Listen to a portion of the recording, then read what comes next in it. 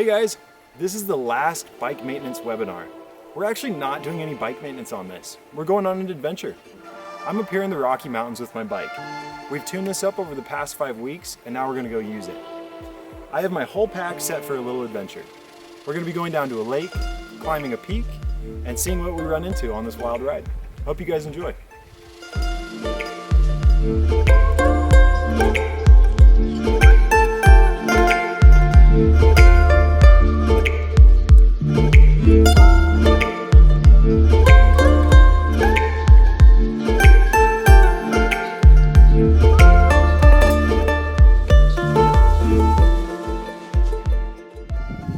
Hey guys, we made it a little ways down the road and I had to stop. These flowers are way too good.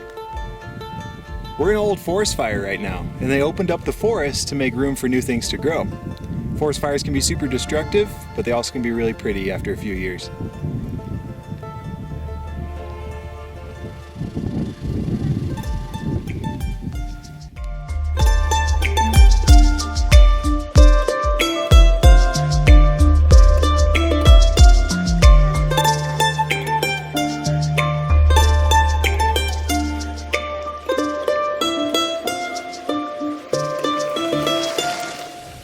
Alrighty guys, we're halfway down the road and we stopped at this beautiful little spring to load up on any extra water we might need. I wanted to take an opportunity to talk to you guys about how to pack your bike when you're bike packing. I put most of my weight, like water, in my panniers, which are these bags that are on my bike rack. One of the beauties of bike packing is that you can carry a lot of extra weight because your bike will carry it for you. I pack my panniers with the heavy things like the water, my drinks, any sort of thing that might be bulky like cooking things, and again I make sure that they're equally distributed between my bags. I can strap things on top that are bulky like my tent and my sleeping pad, and I can also use that space for a solar panel to charge my camera equipment. I save all the light things for my backpack because I don't want those things tugging on my shoulders. Things like clothes, sleeping bags, and sensitive things like electronics. We're gonna get a little bit of water and head down the road now.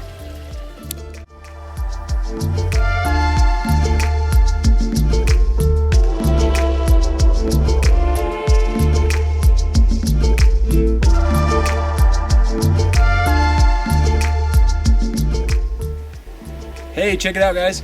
We finally made it to the trailhead. We've been riding our bikes for the past 7 or 8 miles on a Forest Service road. And now that we finally made it here, we're gonna ditch our bikes and repack a lot of this stuff. Something I wanna mention though is before you leave on your bike packing trip, make sure that you can actually take your bike where you're planning on going. Most Forest Service roads are totally fine, but when you get to a trail, they'll have different restrictions. Some trails might only allow hikers, while others might allow horses and bikes. We're not going to take our bikes down here just for the ease of it, so we're going to chain them up and get going.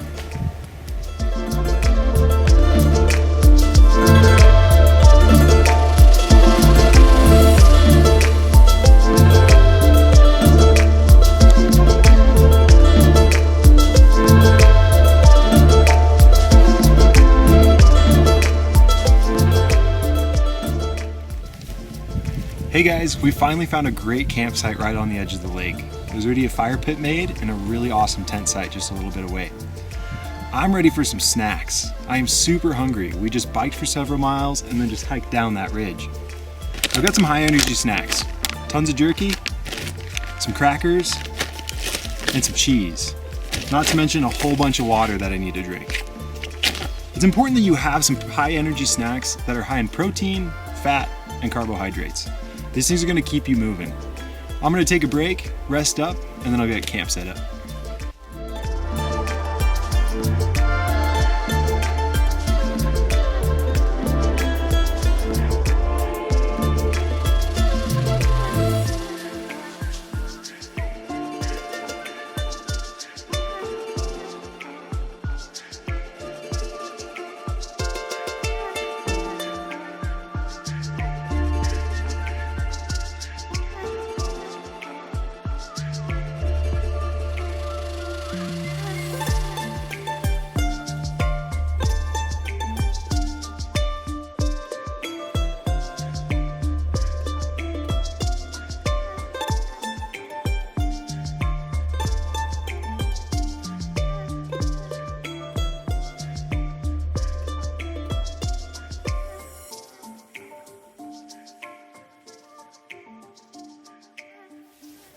Morning, guys. I had a beautiful night last night. All the stars were out and we could see a little crescent moon setting. I woke up this morning to a perfect sunrise and had a really nice breakfast. I brought my fishing pole too. It's one of the luxuries of bike packing. You have extra space for these kind of things. I've seen a ton of fish servicing out here, so I'm gonna give it a shot. Let's see what we can catch.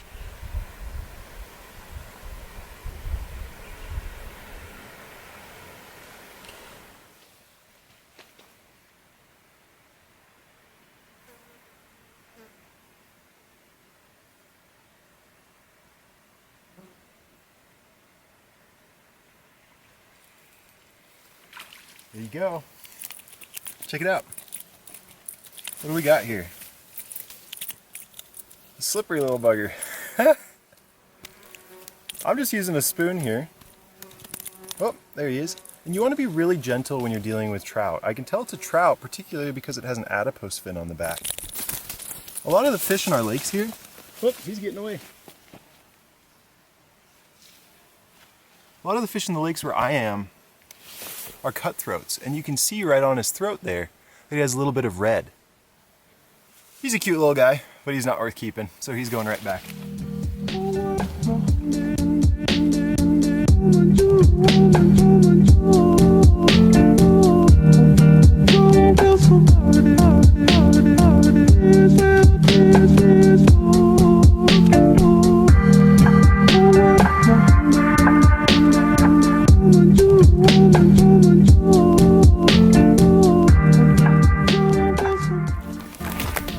Alrighty, well, we made it to the top of the hill, and it was a bit of a journey. That was a really muddy trail. My feet are a little wet, but not too worse for the wear. I just unlocked my bike, which was chained up to a tree over there so no one would mess with it. There's not really anyone out here, but just for safety's sake. I got all my stuff packed back onto my bike pack. I'm gonna head over there and put my backpack on, and then we're gonna head down the road and see if we can't go find Ward Peak. There's a trailhead up there a little ways. Let's see what we see.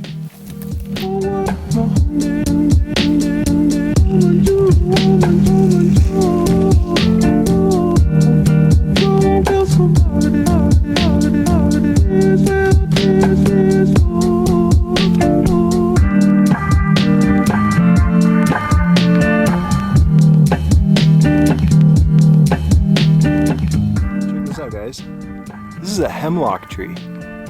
Now, it's kind of crazy that there's a hemlock growing here. We were probably close to 7,000 feet up on this ridge, and it's south facing. And these hemlock trees really like moist areas.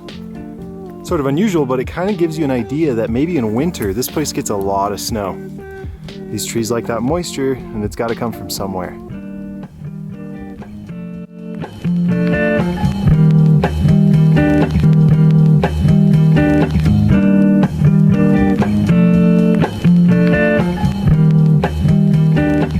Just about crested the ridge. Let's see what it looks like. Wow, so cool. Little lake down there,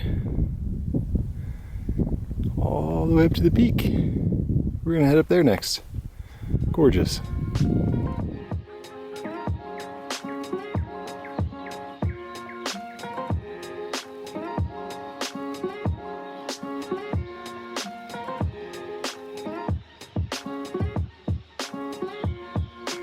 Check it out, there's pink snow up here.